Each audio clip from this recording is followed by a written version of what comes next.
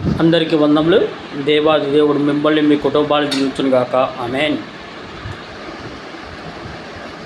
ప్రియమైన దేవుని సంగమా, దేవుని బట్లారా, మనము ఈ ఛానల్ ద్వారా ఎన్నో సంవత్సరాల నుంచి ఈ ఛానల్ ద్వారా ఎన్నో విషయాలు బైబిల్ వాక్యాలు నేర్చుకొని ఉన్నాము. ఎన్నో కొత్త విషయాలు మనము నేర్చుకొని ఉన్నాము. కనుక గడిచిన నెలలో మనము మదర్స్ డే సందర్భంగా అమ్మ యొక్క ప్రేమ గురించి మనము నేర్చుకుని ఉన్నాం. గత నెలలో ఈ నెల వచ్చేసరికి ఫాదర్స్ డే, నాన్న గొప్పతనం గురించి ఈరోజు మనము నేర్చుకోబోతున్నాము. అందుని బట్టి దేవుడు స్తోత్రం చేద్దాం. హల్లెలూయా. ప్రార్థన చేసుకొని నాన్న యొక్క గొప్పతనం గురించి తెలుసుకున్నాం. పరిశుద్ధమైన తండ్రి, కుమారుడు నీకు స్తోత్రం తండ్రి. మమ్మల్ని ఎంతవరకు కాచి కాపాడిన తండ్రి నీకు స్తోత్రం తండ్రి. అయ్యా, మాకు మీరు ఎల్లప్పుడూ తోడుగా ఉంటారయ్యా. మాకు ఎల్లప్పుడూ తోడుగా ఉంటారు తండ్రి, నీకు స్తోత్రం తండ్రి. అయ్యా, గడిచిన నెలలో అయ్యా అమ్మ ప్రేమ గురించి మేము తెలుసుకొని ఉన్నాము. అదేవిధంగా నాన్న ప్రేమ గురించి ఈరోజు మేము తెలుసుకోబోతూ అనగా అయ్యా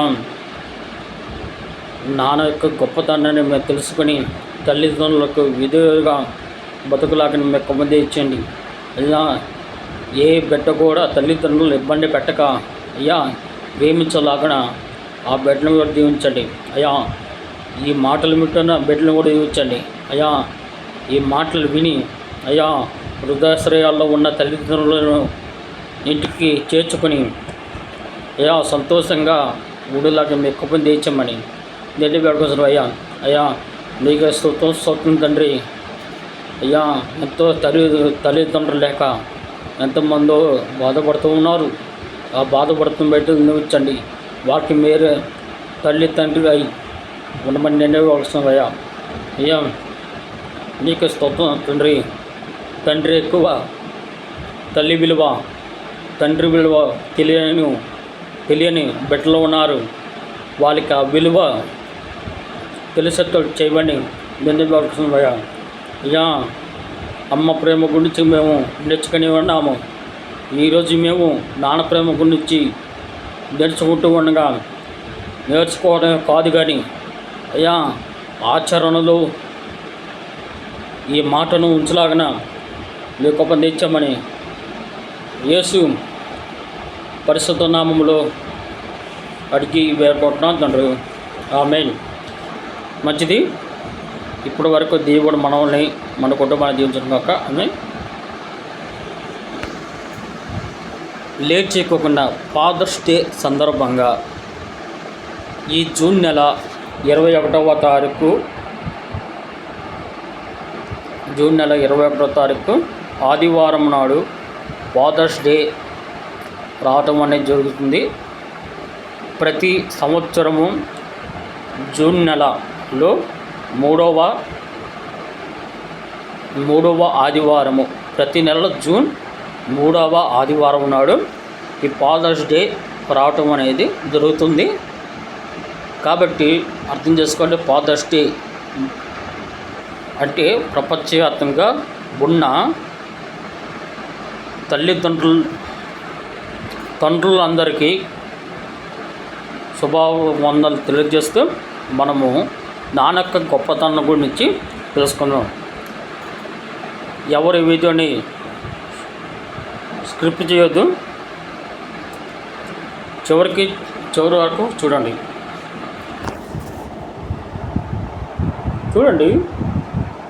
నాన్న గొప్పతనం. నాన్న అనే పదం తెలుగులో తండ్రి, ఇంగ్లీష్లో వచ్చేసరికి ఫాదర్. నాన్న అనే పదము తెలుగులో తండ్రి నాన్న అనొచ్చు, తండ్రి అనొచ్చు. ఈ రెండింటిలో ఏవైనా మనము చెప్పవచ్చు, తండ్రి, నాన్న. అదేవిధంగా ఉపయోగించే ఒక సాధారణ హృదయపూర్వక పిలుపు. ఇది అసాధారణమైనది.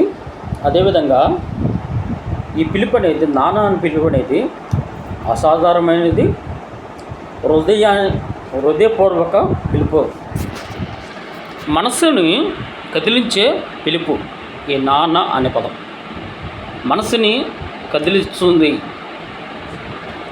అదేవిధంగా ముఖ్య విషయాలు మనం చూసినట్లయితే ఈ నాన్న అనే పదము అనేక రకాలుగా మనము ఉపయోగిస్తూ ఉంటాం. ఎలా అంటే అర్థం చూడండి, పురుషతంత్రం, అచ్చ తెలుగు పదాల సంస్కృతిలో పురుషతంత్రం, అదేవిధంగా పిల్లవాడు తండ్రి సంస్కృతంలో అయితే, అదేవిధంగా మనం ఒకసారి చూసినట్లయితే ఇంగ్లీష్ వచ్చేసరికి డాడీ, అదేవిధంగా అదేవిధంగా హిందీలో వచ్చేసరికి పాప్.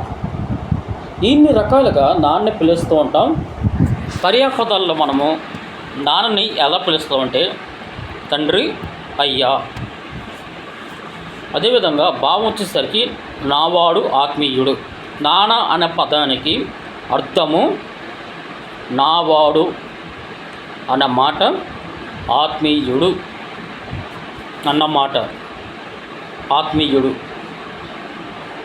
అదేవిధంగా నాన్న అన్న పదము నావాడు ఆత్మీయుడు అన్న పదం నుండి నాన్న అనే పదము ఉద్భవించింది. నాన్న అనే పిలుపులో అమ్మ అని పిలుపు తర్వాత మరొక గొప్ప అద్భుతమైన పిలుపు. అమ్మ తర్వాత నాన్న అనే పిలుపు గొప్పది. ఎందుకంటే అమ్మ మాత పిత.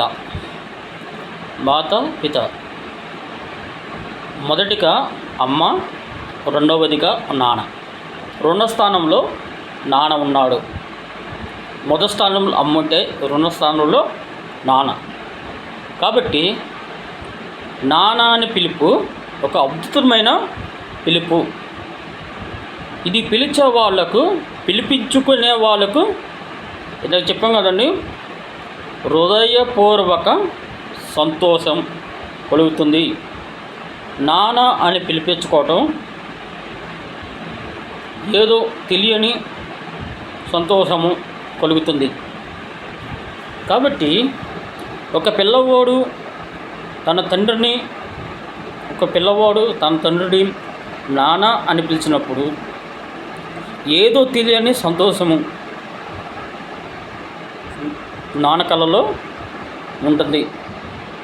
ఆ సంతోషం కలుగుతుంది, ఏదో తెలియని సంతోషము. ఆ పిలుపు కోసం ఒక తండ్రి ఎలా ఎదురు చూస్తారు అంటే చాలా వాళ్ళు ఎదురు చూస్తూ ఉంటారు. మొదటిగా కొడుకుగా ఉన్నాడు. కొడుకుగా ఉన్న తర్వాత భర్తగా ఉన్నాడు. భర్త అయిన తర్వాత ఉండే స్థానం ఏంటి? నాన్న. కొడుకుగా ఉండి భర్తగా ఉండి మూడో స్థానంలో నాన్న స్థానంకి వెళ్తాడు. అదేవిధంగా చూడండి, నానంటే నిస్వార్థానికి మారుపేరు. స్వార్థం లేని పేరు నాన్న. అమ్మ ప్రేమ కూడా స్వార్థం లేనిది. నాన్న గొప్పతనాన్ని, నాన్న నిస్వార్థానికి మారుపేరు. స్వార్థం లేని వ్యక్తి నాన్న. నానంటే విశ్వరూపము. చూడండి, నాన్న అంటే విశ్వం అన్నిటిలో గొప్పవాడు నాన్న. అందుకని ఫాదర్స్ డే మనము ప్రపంచవ్యాప్తంగా జరుపుకుంటూ. అదేవిధంగా చూడండి, ఒక కవిత అనేది నాన్న మీద రాయబడి ఉంది. ఎన్నో కవితలు నాన్న మీద రాసి ఉన్నారు. కానీ ఈ కవిత మాత్రం వాడుకలో ఉంటుంది. చూడండి, ఈ కవిత ఏంటంటే నాన్న వెనకబడ్డాడు.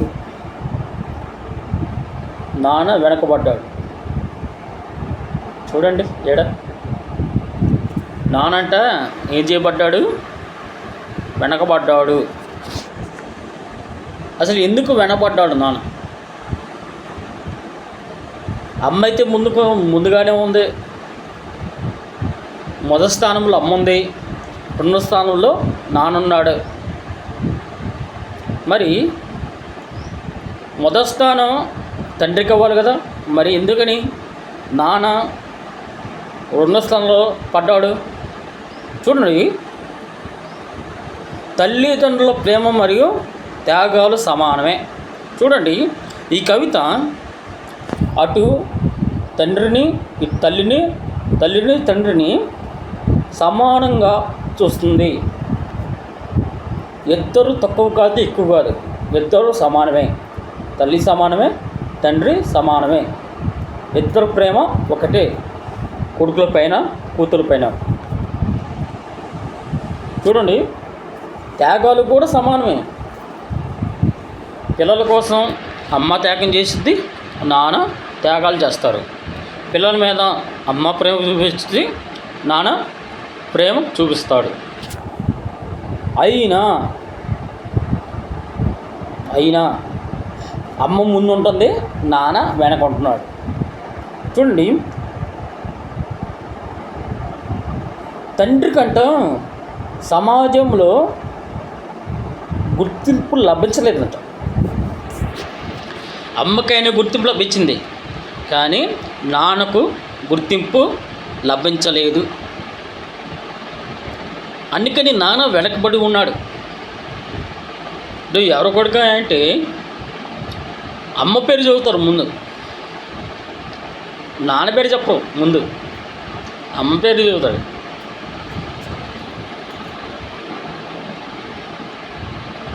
అంతే కదండి, ఎవరైనా సరే ముందు అమ్మ పేరే వాడుకలు వచ్చింది, తర్వాత నాన్న పేరే వాడుకలు వచ్చింది. దెబ్బ తగిలేటప్పుడు కూడా ఏమంటారు? అమ్మ అని అంటారు తప్ప నాన్న అని ఎవరు అనలేరు. చూడండి, నాన్నకి గుర్తింపు లేదు, సమాజంలో నాన్నకి గుర్తింపు లేదు. కానీ ఇక్కడ కారణాలు చూడండి, అసలు నాన్న చేసే త్యాగాలు ఏమిటి? అమ్మ త్యాగాలు చేసింది, కానీ నాన్న చేసే త్యాగము గొప్పది. ఆ త్యాగాలు ఏంటో మనం చూద్దాం. చూడండి, ఉద్యోగ శ్రమ. నాన్న చేసే త్యాగం ఉద్యోగ శ్రమ. చూడండి, అమ్మ 9 నెలలు తన బిడ్డను కడుపులో మోసి, ఆ తర్వాత ఆ వ్యక్తి, ఆ శిశువు, ఆ పిండం బయటకు వచ్చినప్పుడు అమ్మ బాధ్యత కంట్రోల్లోనే తీరిపోతుంది. కానీ నాన్న మాత్రం 25 ఏళ్ళు తన కుటుంబాన్ని, తనకు పుట్టిన బిడ్డను తన జీతము తీసుకోకుండా శ్రమిస్తాడు. చూడండి, అమ్మ 9 నెలలు మాత్రమే మోస్తుంది తన బిడ్డను, కానీ నాన్న 25 ఏళ్ళు మోస్తాడు తన బిడ్డని. చూడండి, జీతం తీసుకోకుండా, అంటే చూడండి, జీతం తీసుకోకుండా శ్రమిస్తాడు, శ్రమ పడతాడు, కష్టపడతాడు నాన్న. వ్యయం చూడండి, అమ్మ జీతము ఇంటికే ఖర్చు పెడుతుంది. చూడండి, అమ్మ జీతము ఆ వ్యయం వచ్చేసరికి రెండవ త్యాగం వ్యయం, అనగా నగదు లేదా శ్రమ పడిన జీతం. అమ్మ తన జీతాన్ని కుటుంబానికే ఖర్చు పెడుతుంది, నాన్న కూడా తన జీతాన్ని కుటుంబానికే ఖర్చు చేస్తాడు. కానీ అమ్మ ఏం చేస్తుంది? సేవింగ్ చేస్తుంది. కానీ నాన్న మాత్రం తన జీతం మొత్తాన్ని కుటుంబం కోసమే ఖర్చు పెడతాడు. కానీ అమ్మ కుటుంబ అవసరాల కోసమే జీతం ఖర్చు పెడుతుంది, కానీ మిగిలినది ఏం చేస్తుంది?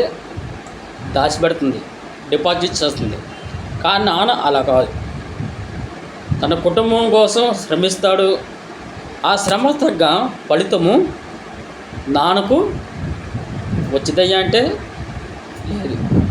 ఎందుకంటే తన జీవితం మొత్తం కుటుంబానికే పెడతాడు నాన్న. గుర్తింపు, మూడవదిగా గుర్తింపు. చూడండి, అమ్మకు మాత్రం గుర్తింపు ఉంది, నాన్నకి గుర్తింపు లేదు. ఎలా అంటే అసలు అమ్మకే గుర్తింపు, నాన్నకి గుర్తింపు లేదు. ఎందుకో చూడండి, అవసరం వచ్చినప్పుడు తప్ప మిగతా సమయంలో నాన్న గుర్తుకు రాడు. చూడండి, అవసరమైతేనే తప్ప మిగతా సమయంలో నాన్న గుర్తుకు రాడు. ఇందాక మనం చెప్పుకున్నాక కిందపడి దెబ్బ తగిలినప్పుడు అమ్మ అనే పేరు తప్ప నాన్న అనే పేరు రాదు. అవసరమైతే తప్ప ఏదైనా లోన్ పెట్టుకున్నప్పుడు కానీ, జాబ్లో చేరినప్పుడు కానీ, ఇంకా అనేక సందర్భాల్లో అవసరమైతేనే నాన్న పేరు బయటకు వస్తుంది. సామాన్యంగా నాన్న పేరు బయటికి రాదు. చూడండి, అమ్మ పేరే బయటకు వస్తుంది. తమ ఫోన్లో కూడా ఏమని పెట్టుకుంటారు? అమ్మ అని పెట్టుకుంటారు, మామ్. కానీ నాన్న పేరు ఎంతమంది పెట్టుకుంటారు చూడండి. చూడండి, నాలుగవదిగా గుర్తింపు లేకపోవడానికి నాలుగవది నగలు, బట్టలు. చూడండి, అమ్మకు బంగారు నగలు ఒకటి, చీరలు కూడా ఉంటాయి అమ్మకి. కానీ నాన్నకు మాత్రం పొట్టు పంచ ఒక్కటే. అంటే పైన చొక్క కింద పంచ, పైన చొక్క కింద ప్యాంటు. కానీ అమ్మకు మాత్రం అలా కాదు. పండగకు వచ్చిందంటూ చీరల మీద చీరలు, నగల మీద నగలు. అంటే ఏంటి చూడండి, నాన్నకు మాత్రం పంచ ఒకటి, షర్ట్ ఒకటి, ప్యాంట్ ఒకటి, షర్ట్ ఒకటి. అది నాన్నకు మాత్రం. కానీ అమ్మకు మాత్రం అలా కాదు, నగలు, చీర, రకరకాల చీరలు. అందుకే అయినా కానీ నాన్న వెనక పడిపోయే ఉన్నాడు. అమ్మకు ఉన్న విలువ నాన్నకు లేదు. ఎందుకంటే 25 ఏళ్ళు పిల్లల కోసం కష్టపడినా నాన్నకు గుర్తింపు లేదు, అమ్మకు మాత్రము గుర్తింపు ఉంది. అది త్యాగం. చూడండి, 5వదిగా త్యాగము. చివరిగా త్యాగం. పిల్లల ఫీజులు, ఖర్చుల కోసం తన ఇష్టమైన కూర చెప్పి. చూడండి, నాన్న చేసే త్యాగం ఏంటయ్యా అంటే పిల్లల యొక్క ఫీజులు, ఇంటి ఖర్చులు, ఇష్టమైన కూర చెప్పి పచ్చడి మెతుకులు తోనే తింటాడు. చూడండి, పిల్లలకి ఫీజు కట్టాలంటే ఎవరు శ్రమిస్తారు? ముందు నానే కదా. ఒక పిల్లలు ఫీజులు కట్టాలన్నా, వాళ్ళు పెళ్ళిళ్ళు చేయాలన్నా, పెళ్ళిళ్ళు చేయాలన్నా, పుట్టినరోజులు, అదేవిధంగా పిల్లల యొక్క ఏదైనా చిన్న ఫంక్షన్లో చేయాలన్నా నాన్న మాత్రమే వాటిని తీరుస్తాడు. అయినా కానీ నాన్నకు గుర్తింపు లేదు. పొలం పనిచేసి కష్టపడి వెళ్ళి ఒళ్ళు వంగి పనిచేసి డబ్బు సంపాదించి తన కుటుంబం కోసం ఎంతగా శ్రమిస్తాడో నాన్న. తన ఇష్టమైన కూరను కూడా ఏం చేస్తాడు? వదులుకొని ఉన్నా లేకపోయినా పచ్చటి మెదడుతో చివరికి గంజి తాగైనా పిల్లలకు ఏం కావాలో అవన్నీ కొనిస్తాడు నాన్న. కాబట్టి పిల్లలకి ఏం కావాలో అమ్మకు తెలిసినంత, నాన్న తెలిసినంత ఇదిగా అమ్మకు తెలియదు. తన పిల్లలకి ఏం కావాలో నాన్నకు మాత్రమే తెలుసు, అమ్మకు తెలియదు. కాబట్టి అర్థం చేసుకోండి, నాన్న యొక్క గొప్పతనము మనము తెలుసుకోవాలి, నాన్న త్యాగాన్ని గుర్తుపెట్టుకోవాలి. చూడండి, అసలు ఎందుకు నాన్న వెనకబడ్డాడు అంటే, నాన్న వెనకబడడానికి కారణము ఆయన కుటుంబానికి వెన్నుముక్క కావడమే. కుటుంబానికి వెన్నుముక్క. చూడండి, వెన్నుముక్క ఏడుంటుంది మనిషిలో? వెనక భాగాన ఉంటుంది. నాన్నకు కూడా వెనక భాగంలోనే ఒక వెన్నుముక్కలా ఉన్నాడు. ఆ వెన్నుముక్కగా ఉన్నాడు నాన్న వెనక భాగాన. ఆ వెన్నుముక్క ఉంటేనే ఎముకలు కానీ, ఊపిరితిత్తులు కానీ, ఇంకా అనేక రకాల పాటలు ఆ వెన్నుముక్క మీదే ఆధారపడి ఉంటాయి. అలానే ఒక కుటుంబం మొత్తము నడవాలి అంటే నాన్న అవసరం, చాలా అవసరం. చూడండి, చాలా ముఖ్యం. నాన్న వెనకుండి మనల్ని నడిపిస్తాడు, వెనకుండి నడిపిస్తాడు నాన్న. కాబట్టి నాన్నను ఎవ్వరు హింసపరచవద్దు. నాన్నను తీసుకువెళ్ళి, తల్లిదండ్రులు తీసుకుని వెళ్ళి ఓల్టేజ్ హోమ్లో ఎవరు పెట్టవద్దు. అలా పెడితే నువ్వు మనిషికి ద్రోహం చేసినవాడు కావు, ఆ దేవునికి ద్రోహం చేసిన వాడు అవుతావు. కాబట్టి ఎవ్వరూ కూడా ఓల్టేజ్ హోమ్లో తల్లిదండ్రులు పెట్టకండి. ఈ మాటలు విన్న మీ అందరికీ నా హృదయపూర్వక వందములు. దేవాదేవుడు మిమ్మల్ని, మీ కుటుంబాలు దీవించుగాక. ప్రపంచవ్యాప్తంగా ఉన్న తండ్రులు అందరికీ ఫాదర్స్ డే శుభాకాంక్షలు తెలియజేస్తూ ఉన్నాను. ఆమె